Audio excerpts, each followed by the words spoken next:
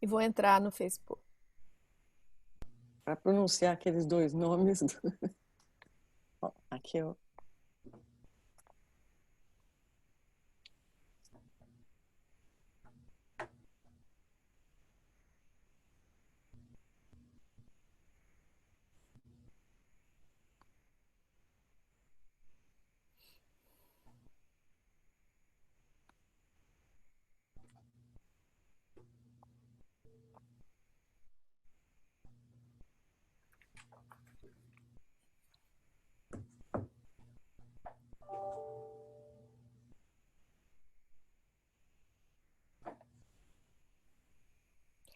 Olá, boa tarde a todos. Hoje é dia 23 de julho e nós, como nós já contamos, estamos nos adaptando a esse novo tempo de confinamento. Então, em vez de a gente ter nossos programas presenciais, nós temos agora programas online. O CCBU, meu nome é Sabino, eu sou a presidente do Centro Cultural Brasil USA da Flórida, CCBU, uma organização fundada em 1997 por voluntários com a missão de divulgar a cultura brasileira no sul da Flórida. E vocês o www.centroculturalbrasilusa.org e saber um pouquinho mais da nossa história, das nossas atividades. E, se possível, se associar ao CCBU. Hoje, eu queria apresentar a Glória, que é a vice-presidente do centro, Glória Johnson. Ela está me acompanhando hoje na live. Ela vai fazer a apresentação da nossa convidada, especialíssima. Nós temos uma convidada, ainda mais agora, nesse tempo de pandemia, uma convidada que todos querem ouvir. É a doutora Fernanda Lessa. Ela é médica infectologista e a apresentação dela vai ser feita pela Glória. No final da nossa conversa, nós vamos deixar um tempo para perguntas. E vocês podem fazer as perguntas pelos comments do Facebook. Nós estamos transmitindo live, está tudo certinho hoje? Tudo certinho. E a Glória vai conduzir as perguntas. Ela vai ler as perguntas e fazer por vocês as perguntas. Então, Glória, vamos apresentar a nossa convidada especialíssima? Sim, para mim realmente é um prazer e um privilégio apresentar a doutora Fernanda Lessa. Doutora Lessa é a chefe do time de prevenção do Programa de Infecção Internacional na Divisão de Promoção de Saúde de Qualidade no Center for Disease Control and Prevention, CDC. Doutora Lessa começou a trabalhar no CDC em 2006 como agente de inteligência epidêmica.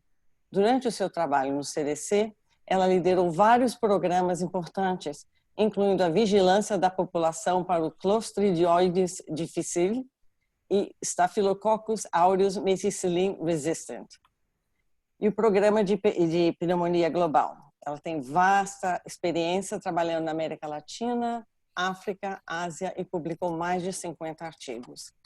Doutora Lessa tornou-se a ligação do CDC com a Organização Mundial da Saúde, OMS, para a prevenção e controle da resposta da OMS ao Covid-19. E, em colaboração com a OMS, ela desenvolveu vários documentos de orientação para a prevenção do Covid-19 em ambientes hospitalares e de atendimento de saúde. Doutora Lessa formou-se em medicina no Brasil, onde serviu como médica infectologista e epidemiologista no maior hospital de doenças infecciosas da América Latina. Ela é também formada pela Escola de Saúde Pública da Universidade da Califórnia em Berkeley. Doutora Lessa. Olá, Fernanda. Olá, doutora Lessa. Você poderia nos contar um pouco da sua história? Como é que uma médica brasileira chega no CDC? Primeiramente, obrigada, Adriana, obrigada, Glória, pelo convite. É um prazer estar aqui com vocês hoje. E a minha história, como eu cheguei no CDC, é interessante porque se alguém me perguntasse há 20 anos atrás se era o meu sonho estar morando aqui nos Estados Unidos e vir para o CDC, eu com certeza não era uma coisa que eu tinha em mente, né? Eu nasci no Rio de Janeiro, numa família de médicos excepcionais. Meu pai médico, meu avô era médico, primo, tio médico. Então, a medicina foi uma escolha natural para mim. Depois da medicina, eu fui fazer a infectologia, né, no Emílio Ribas, em São Paulo, que é um dos maiores centros da América Latina. É um hospital de quase 200 leitos somente para doenças infecciosas. E no meu terceiro ano de infectologia, eu fiz uma monografia de pacientes vendo hepatite C em pacientes HIV. E aí me expus muito à epidemiologia e conheci epidemiologistas excepcionais em São Paulo. E nisso, Adriana e Glória, o meu marido resolveu fazer o mestrado dele em administração de negócios aqui nos Estados Unidos. E eu vi isso como uma oportunidade de me aprofundar mais na epidemiologia. Então, eu apliquei para o mestrado de saúde pública e viemos para Berkeley, para Califórnia, meu marido fazendo o MBA, eu fazendo o MPH, que é o mestrado de saúde pública. E durante o meu mestrado, eu resolvi fazer um curso, veja isso, que é bem relevante ao que vamos discutir hoje, um curso de investigação de surtos. E eu fiquei encantada, porque era detetive de doença. Então, nesse curso de investigação de surto, eu realmente estudei bastante, eu ia para a aula, participava. E um dia, no final de uma dessas aulas, o meu professor, o professor do curso, chegou para mim e falou: Fernanda, você já pensou em aplicar para o serviço de inteligência epidêmica do CDC? E eu olhei para ele e falei: professor, não sei nem o que é isso. E aí ele virou para mim, ele me explicou um pouco, falou: olha, Fernanda, você vai para casa, pesquisa sobre o assunto e se você se interessar, eu escrevo sua carta de recomendação. E aí foi isso, Adriana. Em 2006, comecei aqui no CDC como uma oficial do Serviço de Inteligência Epidêmica. E a oficial do Serviço de Inteligência Epidêmica, o que isso quer dizer? É um programa de treinamento de 2 anos, que são treinamentos que eles chamam Você Aprende Fazendo, e nós somos a linha de frente do CDC na investigação de surtos. Então, nos meus primeiros 2 anos dentro do CDC, eu investiguei 7 surtos, incluindo um surto no Panamá e o outro no Brasil. A partir quando eu terminei os meus 2 anos, o CDC me contratou e eu estou aqui no CDC já agora há 14 anos. Que história interessante! E que profissão interessante! Você é uma detetive, uma Sherlock Holmes de doenças. Que coisa interessante! Nem sabia que existia isso. Mas agora eu vou pedir, doutora Alessa, que você explique um pouco para a gente, que a nossa audiência é basicamente brasileira, o que é o CDC? O que é essa sigla e qual é o papel dessa instituição no governo americano? O CDC, a sigla significa Centros de Controle e Prevenção de Doença. E nós somos uma agência dentro do Departamento de Saúde e Serviços Humanos. O Departamento de Saúde e Serviços Humanos aqui nos Estados Unidos é como se fosse o Ministério da Saúde no Brasil. Uhum. E aí, dentro do Ministério da Saúde, você tem diversas agências. É a mesma coisa que funciona aqui. Dentro do Departamento de Saúde, nós temos o CDC.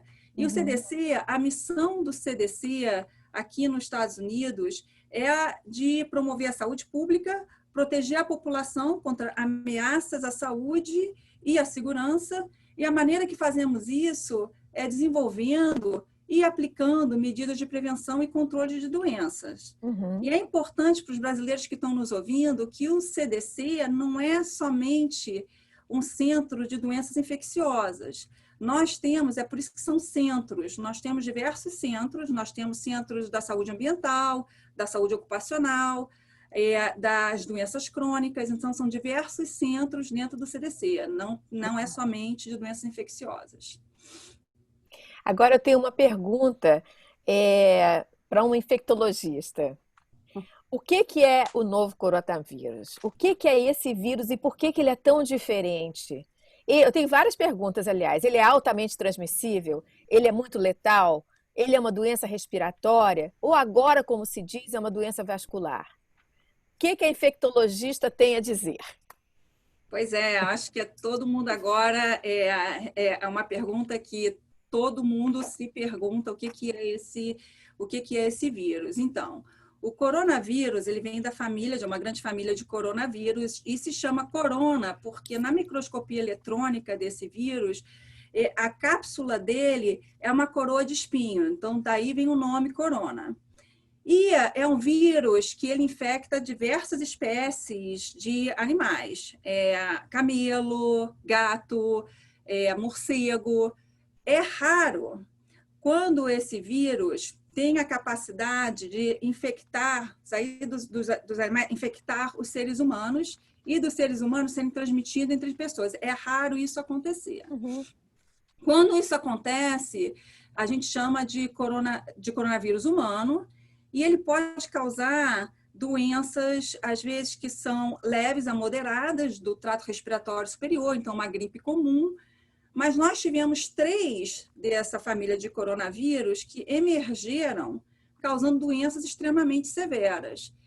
O primeiro foi o SARS, em 2013, né, que é a síndrome aguda severa, respiratória severa. O segundo, em 2014, que é o MERS, que em português é a síndrome respiratória do Oriente Médio. E a terceira agora é o Covid-19. A sua pergunta em termos da letalidade, da transmissibilidade, é uma coisa relativa, porque em termos de transmissibilidade, quanto esse vírus é transmissível, se a gente comparar com sarampo, é muito menos que sarampo, porque uma pessoa infectada com sarampo, ela pode transmitir para 12 a 18 pessoas. O coronavírus, os estudos mostram que uma pessoa infectada com coronavírus pode transmitir a 2 a 3 pessoas. Isso, os primeiros estudos foram feitos na China, quando teve aquele surto enorme na Itália, esses dados foram confirmados. Então, ele é menos transmissível que o sarampo, mas mais transmissível que o vírus que causa a influenza, o flu. Que na influenza, uma pessoa geralmente transmite para o que eles chamam 1,3 a 1,5. Então, tudo uma coisa relativa. Em termos da letalidade, o que a gente viu com o Covid-19 é que no começo da epidemia a mortalidade era mais alta, geralmente 2 a 4%, alguns países reportando uma mortalidade de 4%, como foi o caso da Itália, o Irã. E agora a gente está vendo uma mortalidade em torno de 0,5% a 1%.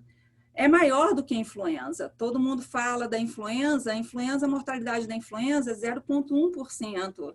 E agora o que a gente está vendo, né, na fase que a gente está atual, é de 0,5% a 1%. Isso por quê? Porque o vírus já mudou? Ele está em mutação? Não, eu acho que, na verdade, é porque tem vários porquês disso. O vírus, na verdade, ele teve uma mutação, tá? Mas essa mutação, ela foi detectada já em janeiro, no final de janeiro, na China. E o interessante é que foi a única realmente mutação que esse vírus teve, é um vírus estável, relativamente estável. E essa mutação, quando a gente percebeu em Nova York, a maioria dos casos foi causado por esse vírus já mutado, na mutação. Então, e a gente não sabe se essa mutação, o que a gente sabe é que essa mutação não aumentou a severidade dos casos. Tem pessoas que acham que essa mutação talvez fez o vírus ser mais transmissível, mas, na verdade, isso não tem nada disso comprovado. O que alguns pesquisadores acham é que, na verdade, essa mutação levou só a um aumento de uma melhor performance do vírus. Então, agora, nos Estados Unidos, dos casos que a gente detecta, 78% a 80% é dessa linhagem que teve a mutação no final de janeiro.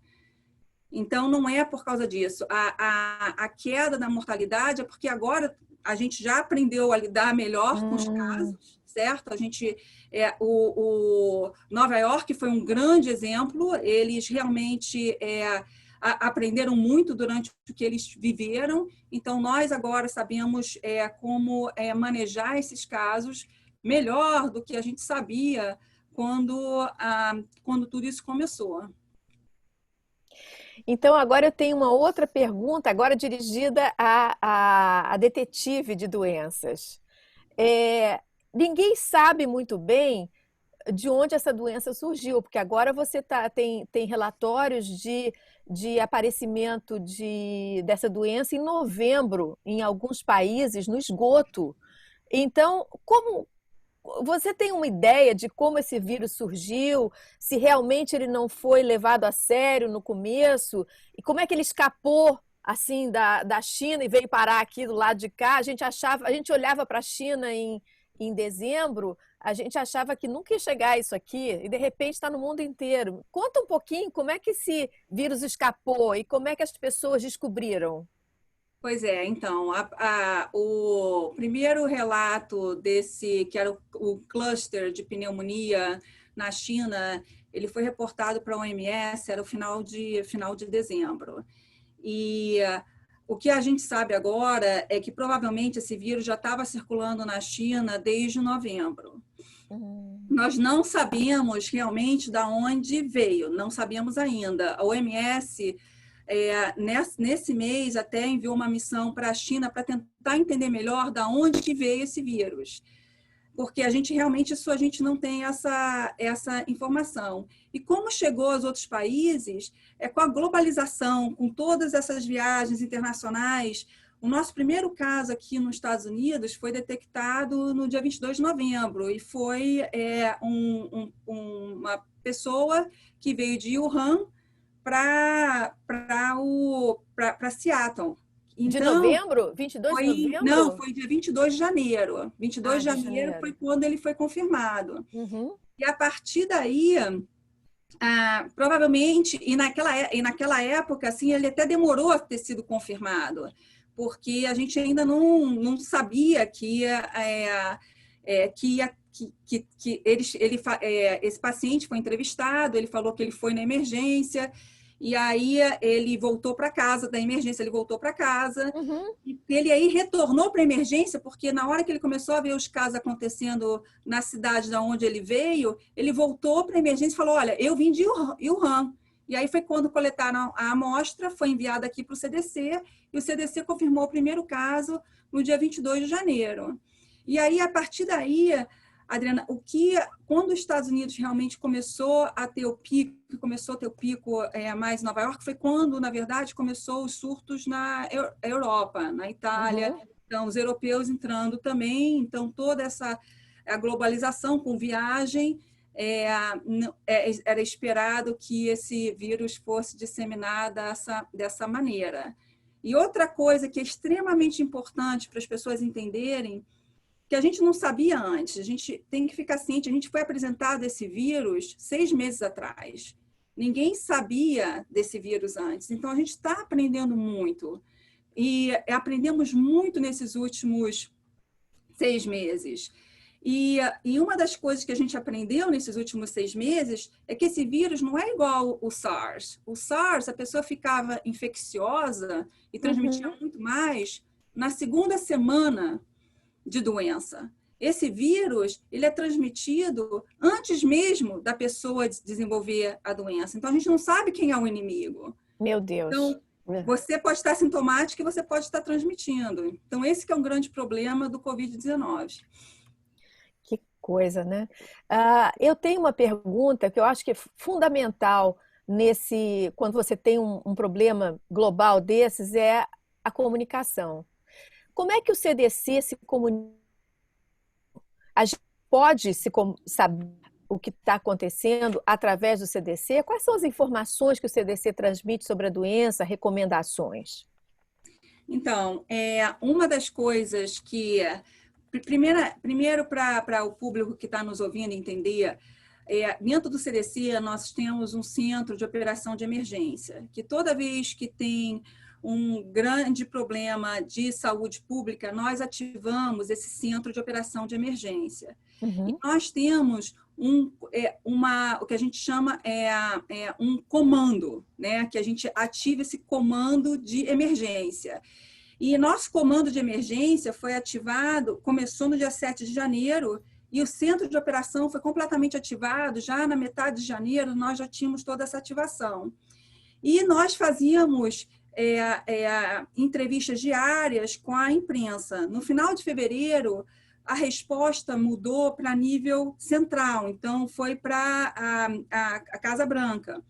Então, a comunicação diretamente com a imprensa é feita através da força-tarefa do Covid-19 a nível central. No entanto, o CDC, nós temos diversas comunicações, não só pela mídia social, nós atendemos, temos um call line para médicos, para o público, nós nos comunicamos com o Departamento de Estado, e para o público, nós temos o nosso website, a gente tem mais de 1.900 diretrizes no nosso website. Nosso website Meu Deus!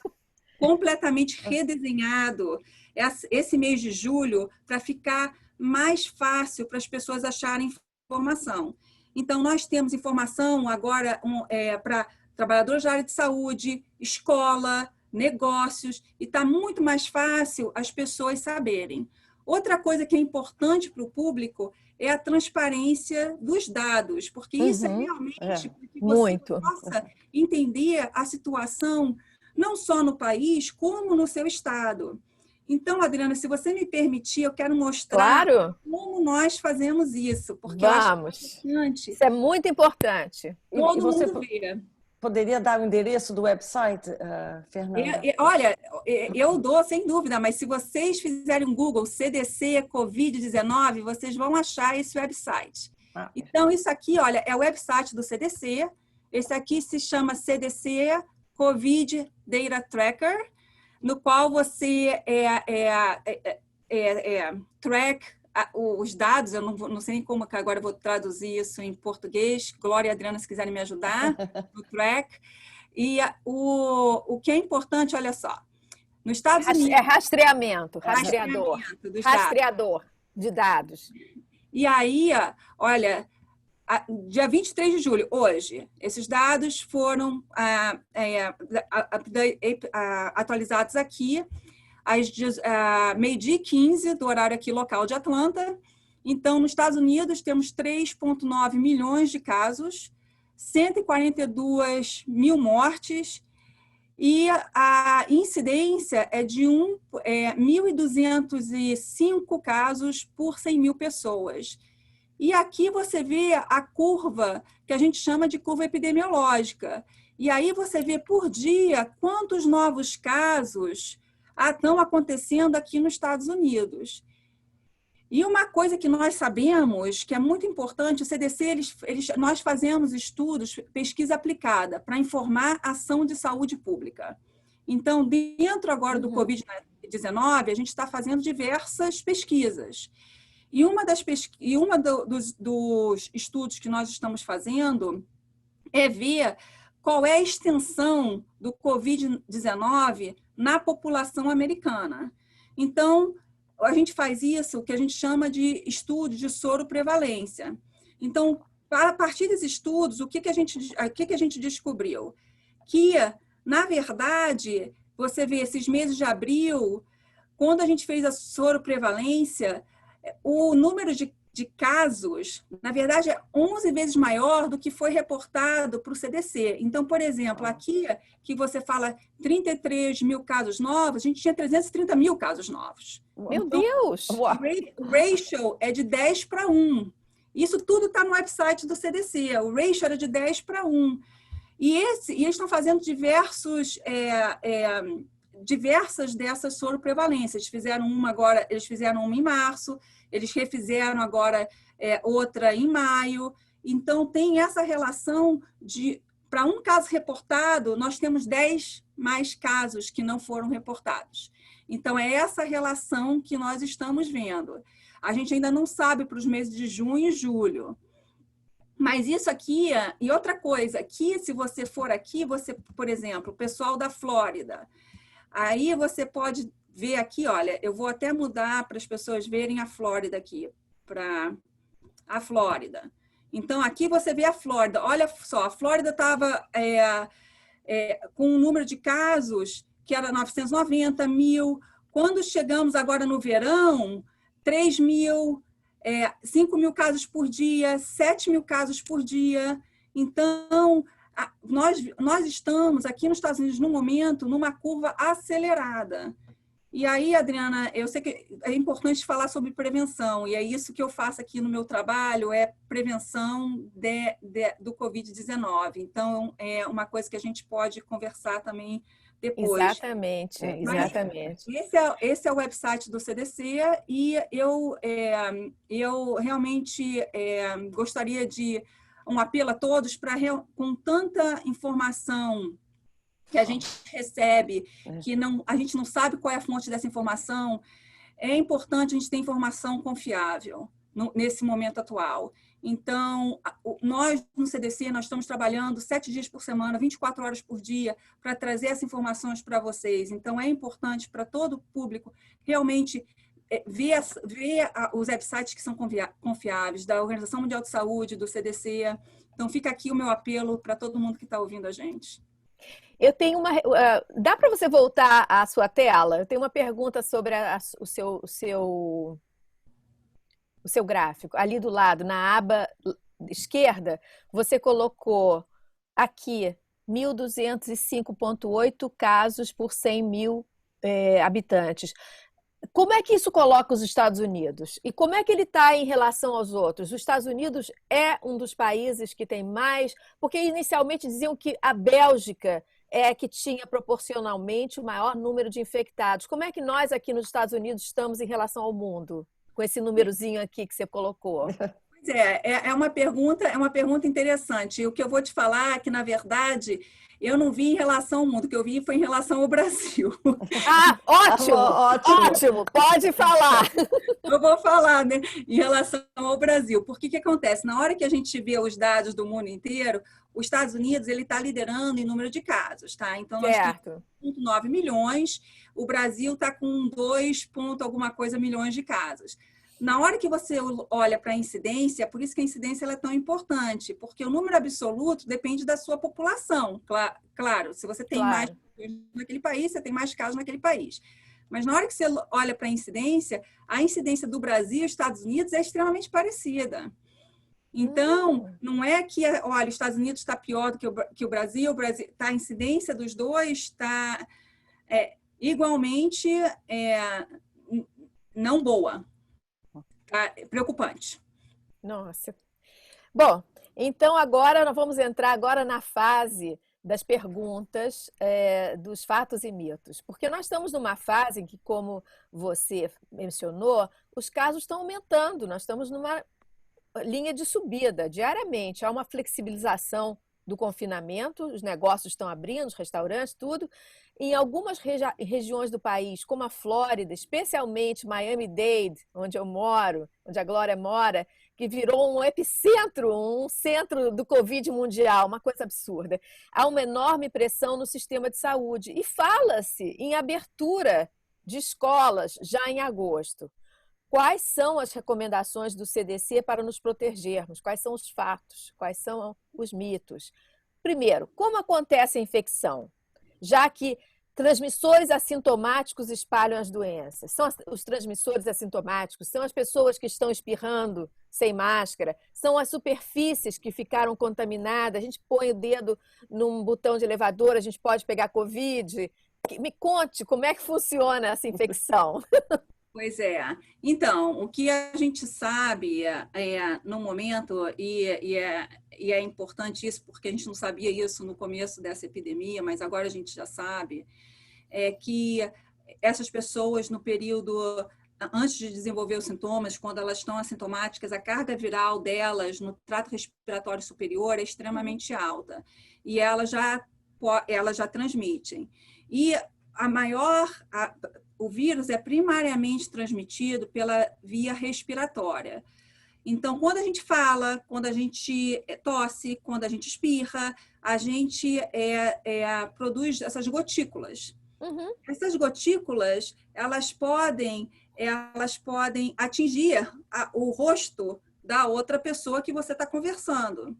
E essa pessoa aí vai inalar essa partícula viral e ela vai se infectar. Então, é uma grande maneira de transmissão. A outra maneira de transmissão é por contato próximo, sem mesmo você falar, você está apertando a mão, a mão daquela pessoa está contaminada com secreção, você pode contaminar a sua mão, você leva a sua mão ao nariz, à boca, inala esse vírus.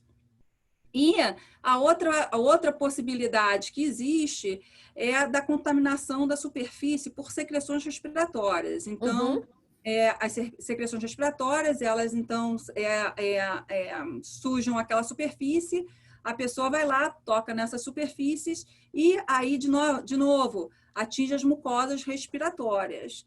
E uma das coisas, uma pergunta que você me fez e que, na verdade, eu não respondi, foi relacionada se o vírus é realmente uma doença pulmonar ou uma doença vascular.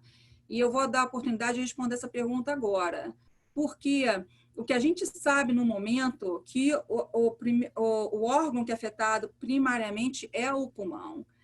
E nos nossos patologistas aqui do CDC, eles quando receberam os tecidos dos casos que faleceram no estado de Washington, eles viram uma carga viral extremamente alta no pulmão e na traqueia do paciente, muito mais alta do que a gente via com SARS, para você ver como é o potencial dessa transmissão.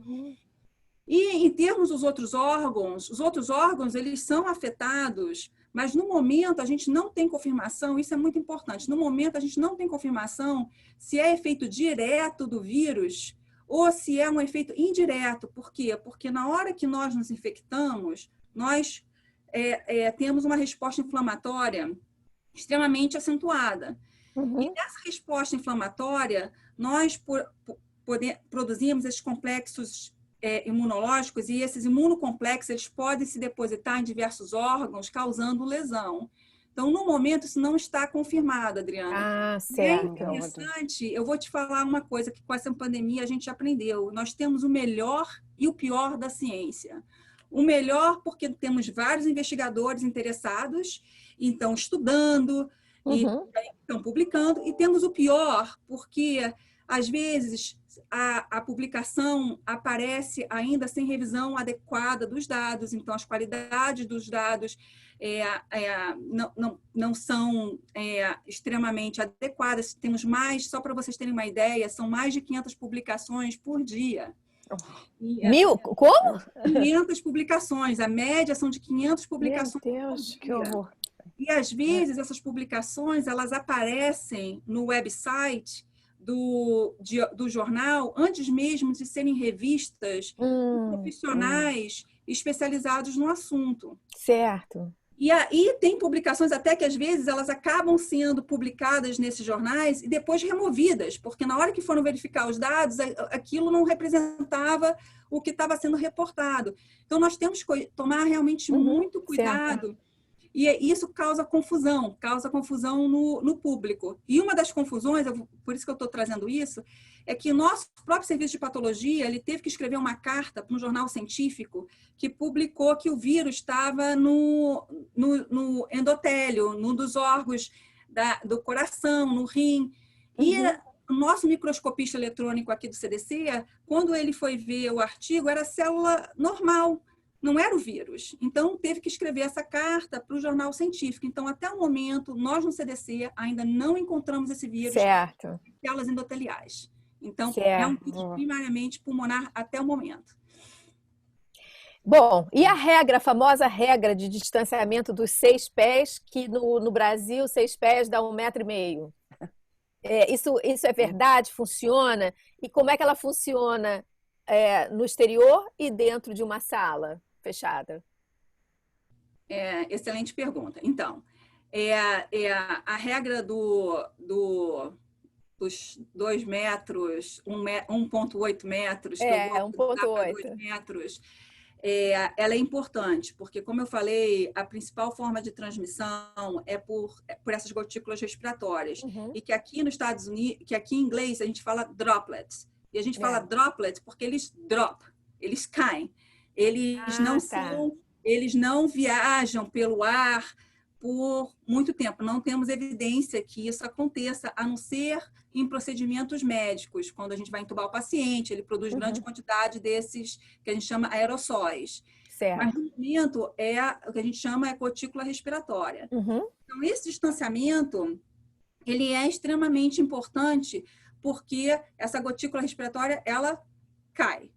e ela dificilmente ela viaja mais do que esses 2 metros. Então, uma das coisas que você está perguntando, em espaços fechados. Em espaços fechados, com muita gente que não tem a ventilação adequada, e ar-condicionado não é ventilação adequada, essa transmissão, esse vírus, na verdade, pode causar uma turbulência no ar e ele, na verdade, ficar mais tempo no ar do que ele dropa. Então, o que eu falo é que se você encontrar num ambiente externo, a ventilação natural é a melhor coisa que tem. E no ambiente interno, com uma ventilação pobre, é realmente uma coisa muito preocupante. Certo. E o uso de máscaras, que está uma briga aqui nos Estados Unidos, porque politizaram as máscaras. Se você usa máscara, você é de esquerda. Então, se você é de direita, não pode usar máscara. Pelo amor de Deus, o que significa isso? E é um assunto que eu adoro. É um assunto que eu adoro falar. Diga! Ótimo! Máscara. E com a OMS, a gente fez um guia que saiu agora no dia 5 de junho sobre o uso de máscara. E não só quem deve usar, o tipo de máscara que você deve usar e como você deve usar a máscara. E a máscara, ela é uma coisa extremamente importante. O CDC agora, essa semana, eles estão vai começar uma campanha para o uso de máscara universal. Então, e temos que tomar todo mundo, eu acho que a grande coisa do Covid-19 é que a gente não tem uma intervenção farmacológica para prevenção ainda. Nós não temos vacina, e a única coisa que a gente tem é o que é minha área de especialização, é controle e prevenção de doenças sem usar métodos farmacológicos, é o que a gente chama de não farmacológicos. E isso significa mudança de comportamento. A gente só consegue fazer isso se as pessoas mudarem o comportamento, se as pessoas começarem realmente a ter consciência da higienização das mãos. E outra coisa é a máscara. E ela é extremamente importante. E você pode ter, assim, eu trouxe até as máscaras, porque eu adoro as máscaras, eu tenho no meu escritório. Você pode ter essa máscara, que é uma máscara cirúrgica, que é uma máscara médica cirúrgica, ou até realmente uma máscara de pano. E o que a OMS recomenda é que essa máscara de pano tenha de 2 a 3 camadas. Se tiver 3 camadas, ela é melhor em termos de proteção. E então, essa aqui, ela é uma que tem 2 camadas e tem um bolsozinho que você pode botar um filtro. E tem um estudo da Universidade de Stanford que mostra que até papel toalha, eu tenho aqui, papel toalha, funciona como um filtro extremamente bom. Então, é muito importante que isso seja feito. E eu não sei, eu vou contar, deixa eu falar só para mostrar como a gente tem evidências agora. Mostra, levanta assim, para a gente ver. Pois é, nós temos evidências suficientes que a máscara ela funciona, tá? Em Israel, eles fizeram um uso universal de máscara, o número de casos caiu abruptamente. Aqui nos Estados Unidos, acabamos de reportar na semana passada um caso num salão de cabeleireiros, tá? 2 cabeleireiras infectadas. No estado delas, o uso de máscara no condado que elas moram é obrigatório, então todos os clientes têm que entrar com máscara, elas atendendo os clientes com máscara. Elas viram, durante o período que elas estavam infectadas, 139 clientes que elas cortaram o cabelo, ou seja, elas passaram mais de 15 minutos com esses clientes, cortando o cabelo deles, clientes com máscara, elas com máscara. Foi feita uma investigação, fizeram o rastreamento de todos os contatos dessa cabeleireira. Ninguém infectado, Adriana. Nenhum caso infectado. Isso é fantástico. Então, é máscara mesmo. A máscara. Eu vou usar a máscara. Divulgar aqui. É extremamente importante. Então, da maneira que os Estados Unidos está agora, acho que não justifica mais as pessoas saírem, entrarem em ambientes sem máscara. A gente tem que realmente agarrar isso como realmente o nosso escudo. E não só isso. Também, qual eu disse, a higienização das mãos, evitar ambientes fechados, realmente se encontrar com as pessoas mais em ambientes abertos e evitar essas aglomerações. A gente está vendo que, assim, até no 4 de julho, quando teve essas aglomerações, agora a gente viu diversos casos. Então, realmente conscientizar que a gente ainda não que não estamos ainda num período que está longe de acabar. Então, está na hora da gente agir. E a máscara é realmente importante. Posso? Aqui tem uma pergunta da Marcela Sabino, e ela pergunta, dá para lavar as máscaras de mão com água e sabão? Qual é a melhor maneira de higienizar e conservar as máscaras? Pois é, o que eu recomendo é que a máscara, porque o que acontece? A nossa grande preocupação, e é por isso que a OMS e aqui o CDC também, nós temos diversos pôsteres. E outra coisa que eu vou falar, Marcela, é que no website do CDC, nós temos não só inglês, a gente tem diversas outras línguas, incluindo português, nós temos pôsteres até em português, chinês, espanhol, para levar informação ao público. Então, uma das melhores maneiras de fazer, porque você não sabe se a parte externa da sua máscara está contaminada. Por isso que é importante, na hora que você tirar a máscara, você não tocar nessa parte da frente da máscara, retirar pela lateral e sempre fazer a higienização das mãos. E para lavar, eu recomendo até lavar na máquina e com detergente e na secadora, porque na secadora a temperatura é alta e o vírus, na verdade, a gente vê uma desativação desse vírus com alta temperatura. Então, você lava em alta temperatura, você tem e aqui nos Estados Unidos isso é muito comum, a gente tem as secadoras. Se você está no Brasil, você não tem a secadora, mas você tem o sol, e a luz do sol, a luz ultravioleta, já foi mostrado também que ela leva à desativação do vírus, então você botar máscara para secar na luz do sol também é uma maneira importante. Então, dá para lavar as máscaras de pano e elas têm que ser lavadas. A gente recomenda 2 máscaras, porque na hora que você saiu com uma, você voltou para casa, essa uma vai lavar e você já vai usar a outra. Então, é importante sempre ter 2 máscaras com você. Eu tenho uma pergunta aqui na minha lista de perguntas, mas também já vi aqui, dei uma olhadinha aqui no Facebook, tem várias perguntas, tem a mesma pergunta, a Lenita O'Rourke e a Patrícia Agostini também querem saber sobre a volta às escolas. Quais são os perigos de transmissão? Gabriela Celli também. Quais são os perigos de transmissão? Isso vai ser bom ou vai ser um desastre completo? Eu acho que a volta às escolas, que agora está sendo extremamente discutida aqui nos Estados Unidos, ela vai ter que ser avaliada com cuidado por cada condado, porque o nível de transmissão, a gente não pode fazer uma diretriz que é em termos de, os Estados Unidos inteiro tem que adotar essa diretriz. Tanto é que nas nossas diretrizes que estão no nosso website, a gente fala, olha, comunidades de alta transmissão, fazer isso, comunidades que não têm baixa transmissão, pode fazer dessa maneira. Então, é importante, primeiro de tudo, entender a transmissão dentro da sua comunidade.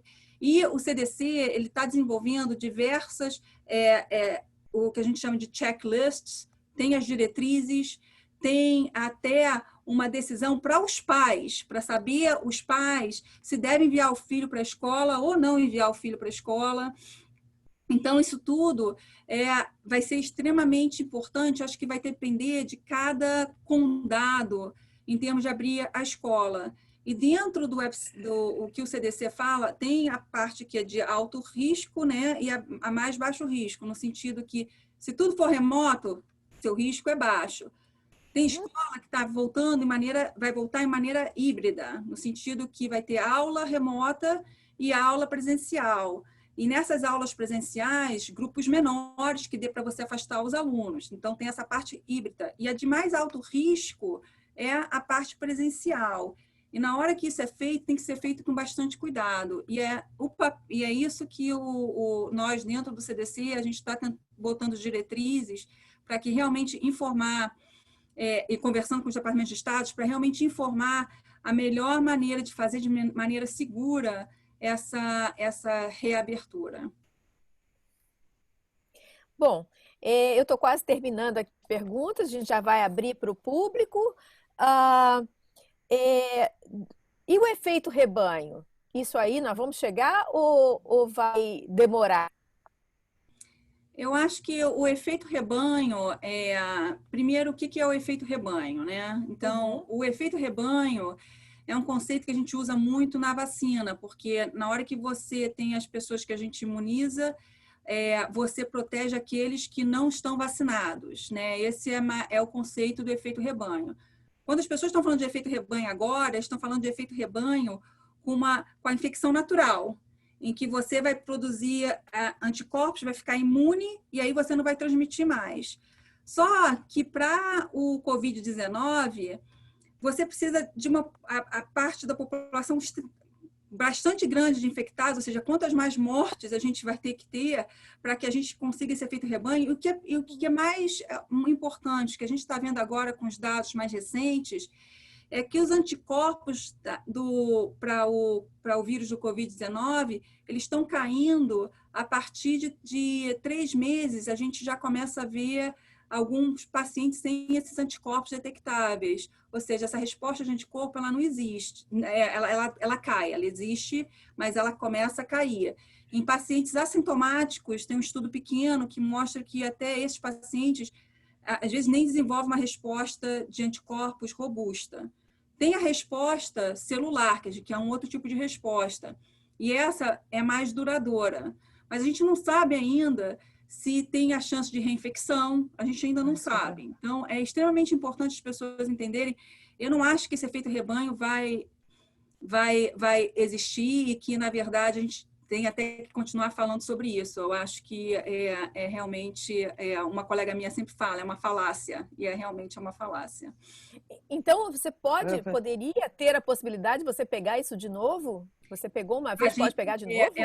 É uma das coisas que nós, dentro do CDC, nós estamos avaliando. A gente realmente está correndo atrás dessa informação.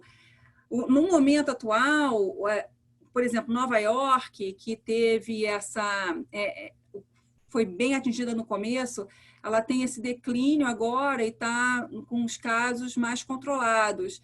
Então, a gente ainda não viu nenhuma reinfecção em Nova York, mas é porque eles conseguiram controlar também a situação deles, né? Em diversas comunidades eles realmente conseguiram controlar.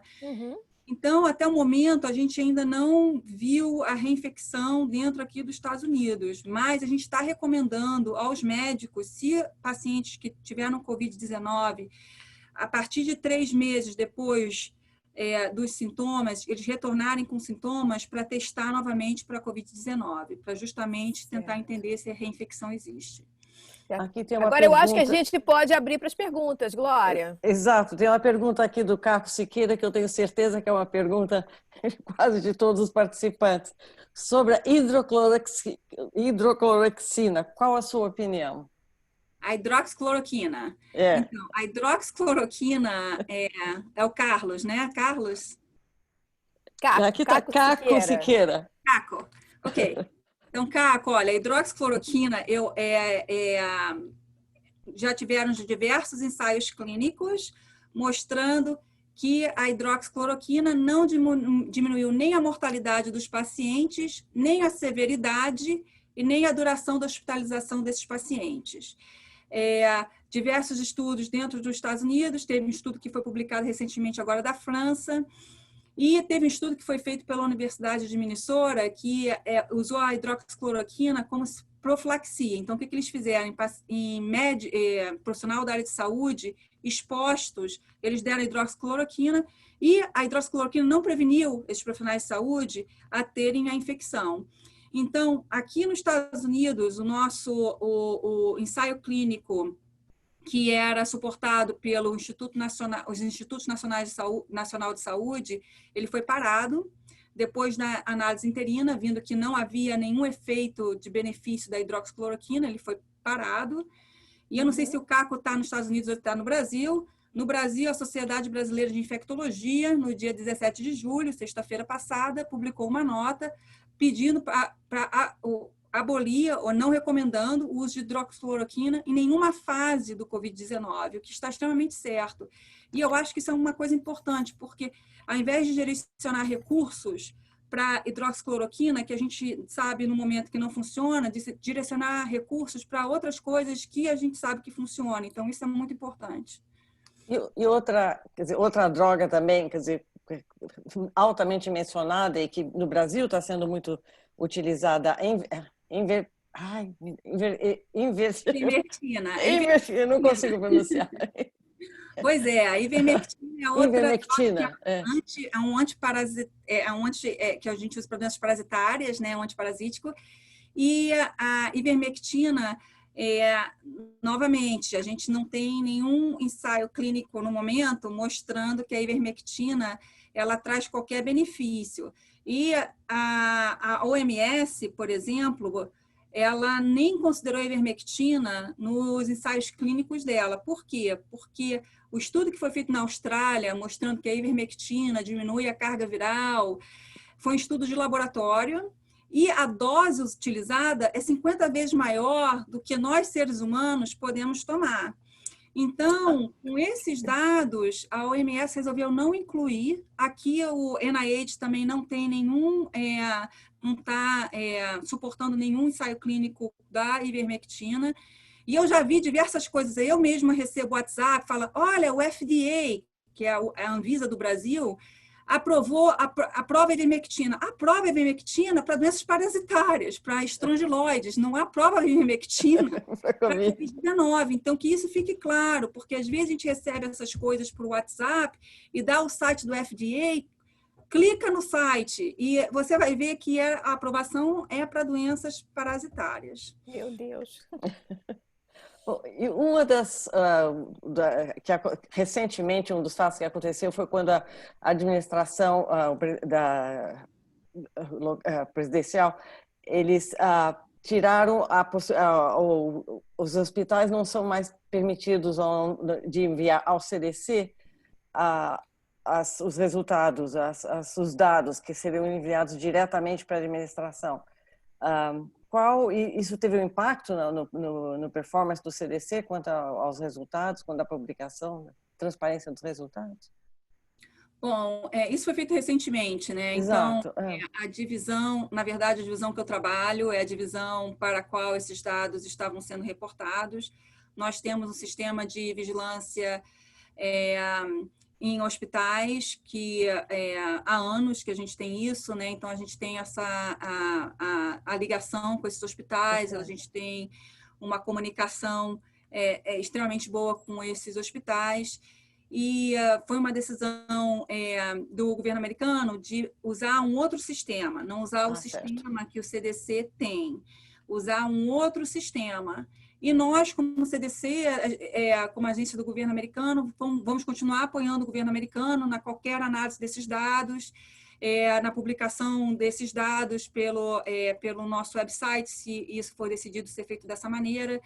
Então, vamos continuar apoiando da melhor forma possível. Da melhor possível, perfeito. Tem uma pergunta, comentário da Daphne Tatiana Mirarri. A Covid-19 seria, numa definição ampla, uma doença inflamatória com predileção pelo pulmão? Ou este órgão é o mais suscetível à gravidade pelo fato de a via de transmissão ser predominantemente respiratória? Um beijo para a Daphne, ela é minha colega de faculdade, a gente fez faculdade junta, então um beijo para a Daphne. E o que a gente sabe nos tecidos de patologia, o vírus foi detectado no pulmão, tá? Cultivado, detectado no pulmão dos pacientes. E por quê? As nossas vias respiratórias são as primeiras que vão ser afetadas por esse vírus. E no epitélio pulmonar, nós temos os receptores do enzima conversor da angiotensina 2, que é onde esse vírus se liga e entra na célula. Uhum. E o epitélio pulmonar e vários outros, não só o epitélio pulmonar, tem outros epitélios dos outros órgãos que também têm esses receptores, mas o epitélio pulmonar é rico desses receptores. Então, ele é o mais afetado. E até o momento, a gente realmente não encontrou como eu falei anteriormente, a gente não encontrou esse vírus em outros órgãos até o momento. Não quer dizer que ele não tenha, mas a gente aqui ainda não encontrou. Então, a gente não sabe ainda se os outros órgãos, o rim, o coração, o aparelho gastrointestinal, ele é afetado diretamente pelo vírus ou se é parte de uma resposta inflamatória que leva à deposição desses imunocomplexos nos outros diferentes órgãos. Então, pode ser, a gente ainda não sabe. Eu tenho aqui uma pergunta da Leia Reed. E os hand sanitizers que estão sendo recolhidos por não serem efetivos, ou pior, com componentes outros nocivos à saúde, o que a FDA começou a recolher? Por que começou a recolher? E como o público pode ser orientado a se manter bem informado? Bom, em termos dos hand sanitizers, o que a gente recomenda é que tem alguns hand sanitizers que eles têm aqueles hidratantes. O que a gente recomenda é que os hand sanitizers tenham uma concentração de pelo menos 60% de álcool, do etanol. Então, é importante vocês olharem para ver se realmente tem 60% desse etanol. E esse é o recomendável. Em termos de manter atualizado, tanto o FDA quanto o CDC, essas notas são publicadas nos sites do FDA, né? Quando é relacionado à medicação, esses produtos, máscaras, tudo no website do FDA. E dentro do nosso website, a gente faz os links para o website do FDA também. Então, a melhor maneira de se manter informada de novo, usar essas fontes que são fontes realmente confiáveis de informação. Uma pergunta aqui da Lenita Busso. Existe um estudo que as pessoas que têm sangue tipo A+ têm mais propensão a contrair o vírus? Isso é verdade ou é mito? Bom, eu não estou ciente que isso seja verdade. Então, eu realmente eu não tenho nenhuma ciência sobre isso. Que quem é positivo, não acredito que isso seja verdade, porque nós estamos vendo um número de pessoas infectadas, um número extremamente grande. Não sei qual seria o que a gente chama se é biologicamente plausível que realmente isso aconteça. Acho que biologicamente a gente não tem ainda, não teria justificativa para isso. Olha, e a Fernanda Frangetta, outro mito que está correndo. A lâmpada ultravioleta funciona como esterilizador? Então, tiveram estudos que foram mostrados que a gente fez isso para equipamento de proteção pessoal do profissional da área de saúde. Então, a luz ultravioleta, ela realmente se mostrou efetiva para a diminuição da carga viral nesses produtos de proteção pessoal. Então, no momento, os dados mostram que é realmente promissor a luz ultravioleta. Uma pergunta tem que ter a dosagem certa, certo. Enfim, não é qualquer luz ultravioleta. Uma pergunta da Juliana. Quais as possibilidades de ter uma vacina ainda este ano? Sempre escuto que são necessários vários anos e vários testes para uma vacina que seja efetiva. Outra boa pergunta, porque deixa eu falar um pouquinho do que está acontecendo aqui nos Estados Unidos, né? Eu não sei se vocês já ouviram falar da operação Warp Speed. É uma operação que eu fui fazer até o Google em português, que é a Operação Velocidade Dupla, é de alta velocidade. Então, o que isso significa? É uma iniciativa do governo americano, é a primeira vez que o governo americano é uma iniciativa pública e privada, e o objetivo dessa iniciativa é diminuir qualquer ineficiência no processo do desenvolvimento dessa vacina e também fazer com que dê um estímulo financeiro para a desenvolvimento da vacina. E o que eles estão fazendo nesse momento, por causa desse estímulo financeiro, é que, ao invés de esperar todos os ensaios clínicos, porque quando a gente faz o ensaio clínico, começa o ensaio clínico nos humanos, tem diversas fases, né? A fase 1, a fase 2, a fase 3, e o número de participantes em cada fase, ele vai aumentando. E geralmente você espera sair o resultado da fase 3 para começar a produção da vacina. Isso não está acontecendo. O que está acontecendo agora é que eles estão combinando, às vezes, terminando a fase 1, já começando a fase 2, e já na fase 2 para 3 já começa a produção daquela vacina. Então, o governo americano ele está pegando os 5... o que a gente chama de top runners em termos de vacina, só para o público ter uma noção, Adriana, nós temos quase 200 candidatos de vacina, sendo que 23 desses candidatos estão na fase de ensaio clínico em humanos, que antes disso tem a fase da pré-clínica, que a gente chama na fase, né, que é a animal.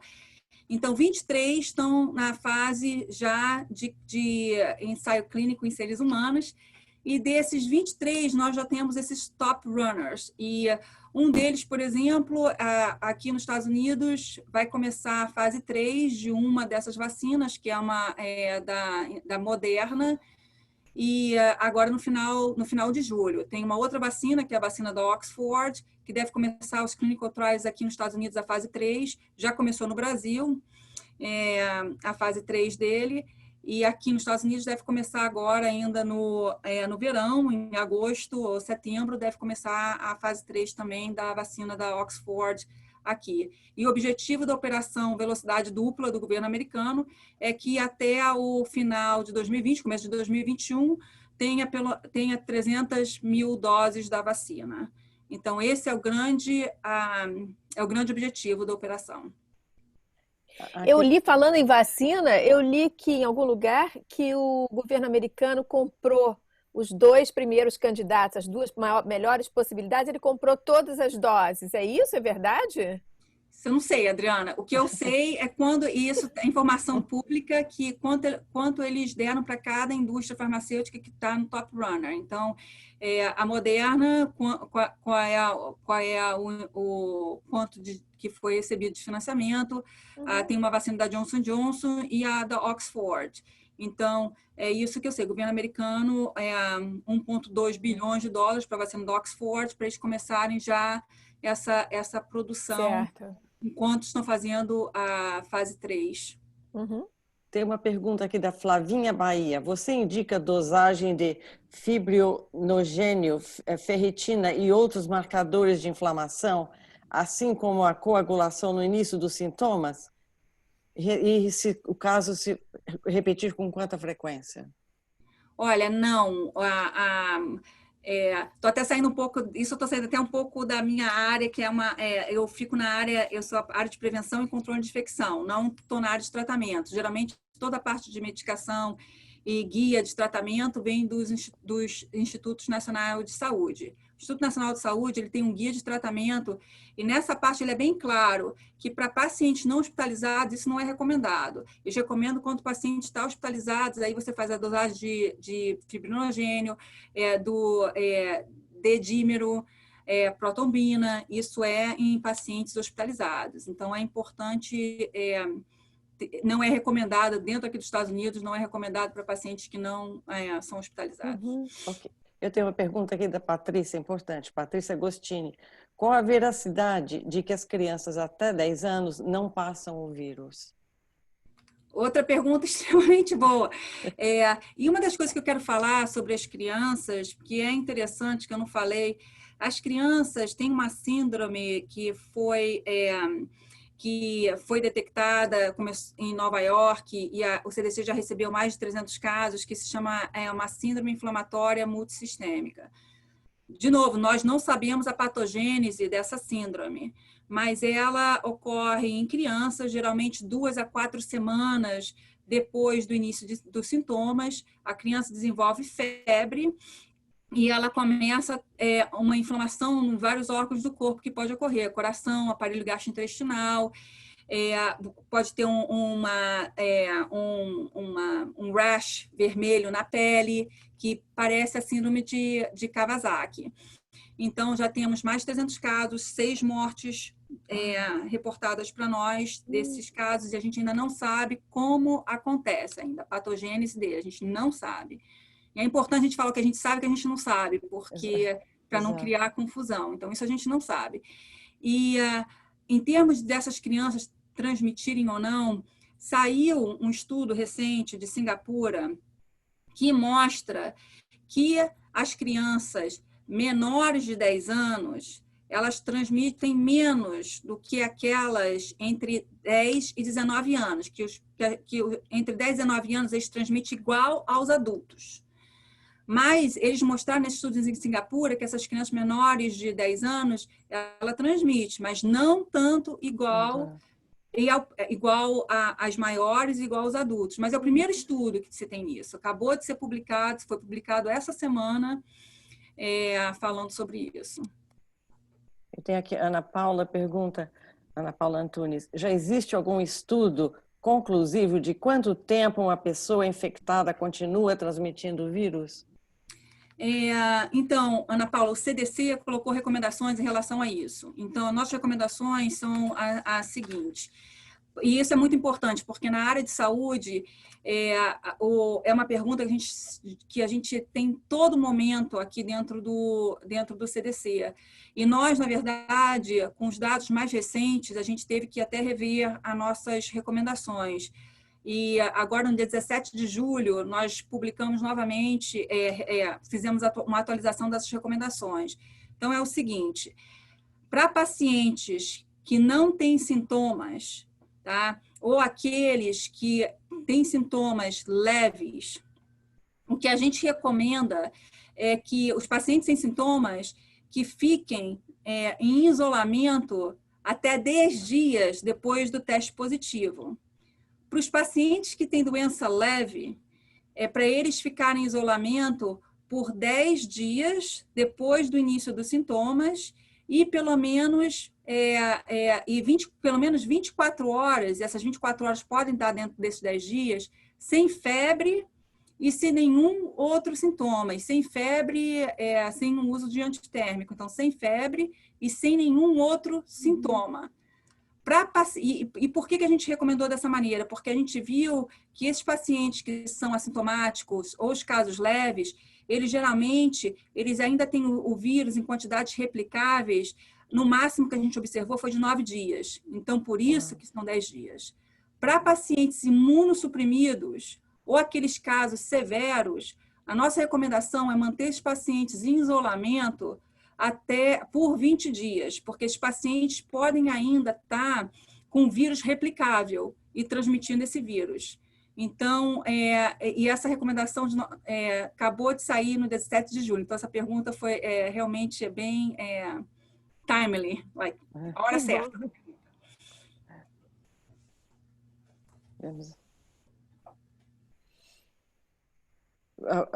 Helena, não, perdão, Hilda, Lúcia Valadares, mesmo ficando só dentro de casa, corro o risco de pegar o vírus?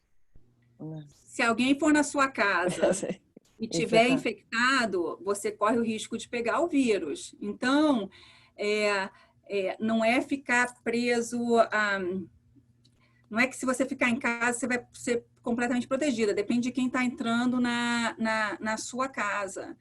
E uma das coisas que eu acho que é importante a gente falar aqui, que eu acho que está acontecendo, eu acho que talvez isso que tenha acontecido na Flórida, esse conceito que a primeira onda, a segunda onda, então todo mundo achou que isso aqui, que o Covid ia ser igual à influenza, que ia ter a primeira onda, não íamos ter nada, o verão ia resolver o nosso problema aqui nos Estados Unidos e que depois a gente ia ter a segunda onda. Não é isso, o verão não resolve o nosso problema porque é uma doença respiratória, tá aí outro mito, porque é uma doença respiratória, se você espirra, se você está com vírus, você está transmitindo. Não é que o sol vai pegar e não vai ajudar com isso. E é igual, por exemplo, em alguns países da África e na Ásia, eles estavam botando câmeras de desinfecção, as pessoas passavam em túneis e tacavam cloro nessas pessoas, para as pessoas entrarem em prédio público.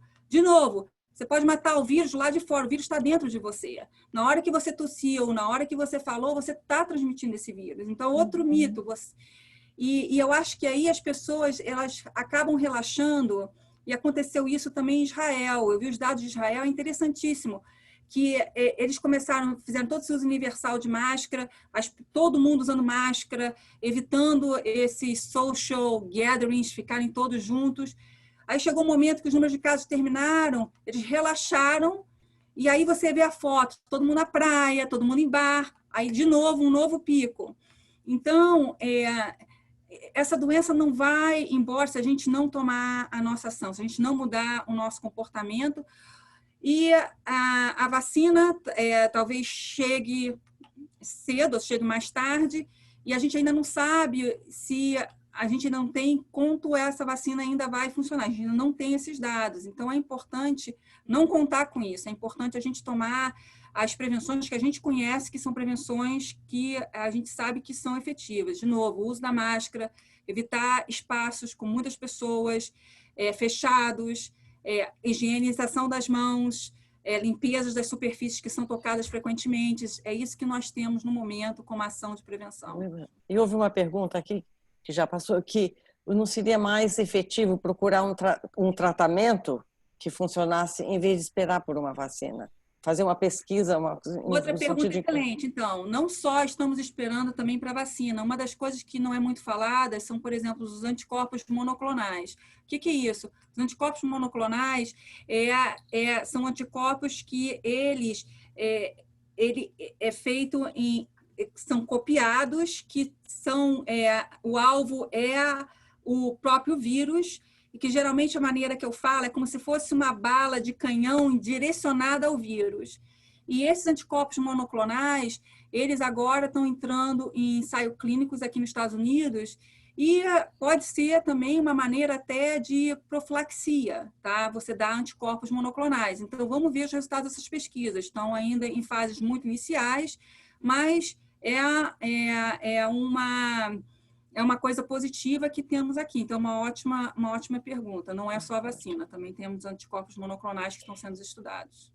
Nós estamos quase terminando, eu sei, doutora Lessa. A doutora Lessa ela é a ligação entre o CDC e a Organização Mundial de Saúde, e ela tem uma ligação daqui a pouco para a Ásia. Então, eu vou só terminar com uma pergunta que eu vi que não foi feita ainda. Testagem e rastreamento. Testing and tracing. E tracking. Eu vi, você disse que os Estados Unidos e o Brasil têm semelhanças ao lidar com essa pandemia. E um desses problemas que os dois países têm é justamente a testagem e rastreamento. Você não acha que testagem e rastreamento são importantes na prevenção do aumento de casos? Absolutamente. Isso o CDC sempre falou e continua falando. Isso tem que ser feito. O momento atual, a gente tem tanto vírus que está sendo difícil no nosso Departamento de Saúde Pública terem pessoas suficientes para fazer todo o rastreamento que é necessário. E em termos de testagem, aqui nos Estados Unidos, nós aumentamos absurdamente. Eu, na verdade, até estava pegando os dados porque eu queria realmente falar isso para vocês, e os dados estão no website. Eu posso até fazer, mas, enfim, já fizemos mais 54 milhões de testes dentro aqui dos Estados Unidos, tá? Então, a testagem ela é realmente importante. Você tem que identificar, você tem que isolar, você tem que pegar os contatos, você tem que fazer a quarentena. E os países que fizeram isso, os países da Ásia que fazem isso muito bem, olha o sucesso deles. Olha a Tailândia, um grande sucesso, Hong Kong, Singapura.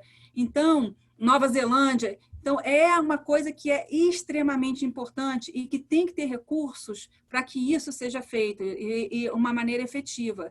E nós fazemos aqui nos Estados Unidos com HIV, com sífilis. O Brasil, com certeza, tem agentes de saúde comunitárias, tem epidemiologistas, tem que realmente fazer uma dedicação de financiamento para isso, para que isso aconteça de maneira efetiva, porque é extremamente importante. Certo, a gente está chegando ao fim. Na verdade, a gente já passou 15 minutos do nosso tempo. Eu quero agradecer a doutora Lessa, quero agradecer a Glória, que conduziu as perguntas, achou várias perguntas interessantes. Eu quero agradecer a todos vocês que assistiram a nossa live de hoje. Quero avisar que na quinta-feira que vem nós temos uma live muito interessante E vamos sair um pouquinho do tema da pandemia. Nós vamos falar sobre escolas de samba, sobre a arte completa, a arte integrada das escolas de samba e do incrível processo de organização de uma escola de samba. O nosso palestrante, nós vamos conversar com Isaac Daó, que é um ator, um professor e um músico, e fez uma tese sobre as escolas de samba. Então, eu queria agradecer à doutora Lessa por essa aula espetacular. Eu acho que se não tivesse limite de tempo, o pessoal ia ficar o resto da noite perguntando, porque são tantas perguntas e a sua exposição foi tão clara, tão boa. Então, eu quero agradecer e me despedir de todos vocês e queria perguntar se a doutora Lessa tem alguma mensagem final, alguma recomendação final de médica. Bom, a minha recomendação para todos vocês é um momento que está tendo muita informação. Às vezes muita informação leva à confusão. Então, de novo, com a informação chegando às nossas mãos, para, por favor, verificarem a fonte dessa informação, irem a websites confiáveis. De novo, o CDC reformulou todo o website para ficar mais, o que a gente chama user-friendly para todos vocês. Então, peço encarecidamente para usar fontes confiáveis de informação. Glória? Usem a máscara. A máscara, por favor. Tinha até uma pergunta da Maria Inês Dalborgo, se a melhor máscara é a N95. Essa é só para os profissionais da área de saúde usarem, não para as pessoas do público usarem. A gente faz, para o profissional da área de saúde usar, a gente faz o que a gente chama de um respiratory fit test, que é extremamente importante. Senão, essa máscara, se você usar sem ter esse teste que a gente chama de fit, ela pode vazar ar, ela não pode estar te protegendo da maneira que você acha que é adequada. Outra coisa, ela pode te ocasionar um acúmulo de dióxido de carbono dentro da máscara, te levar a dor de cabeça. Então, é importante, quando a gente faz nossa testagem aqui dentro do CDC com essa máscara, a gente tem que ficar agachando, levantando. Então, a gente faz exercício para realmente ter a certeza que aquela máscara tem um bom fit para a gente, antes da gente usar num ambiente hospitalar. Então, isso é extremamente importante. Não é para o público, é para o profissional da área de saúde. Glória. Então, eu queria agradecer, doutora Fernanda, pela exposição. Eu acho que nós realmente sabemos muito mais agora sobre o Covid, o que acreditar, o que não acreditar. E muito obrigada e obrigada a todos que participaram com as perguntas. Tem muitas ainda, mas infelizmente o tempo não dá para responder todas. Obrigada. Obrigada, doutora Lessa, e até a próxima. Tchau, gente. Até quinta-feira que vem para falar sobre escolas de samba. Tchau. Tchau. Tchau.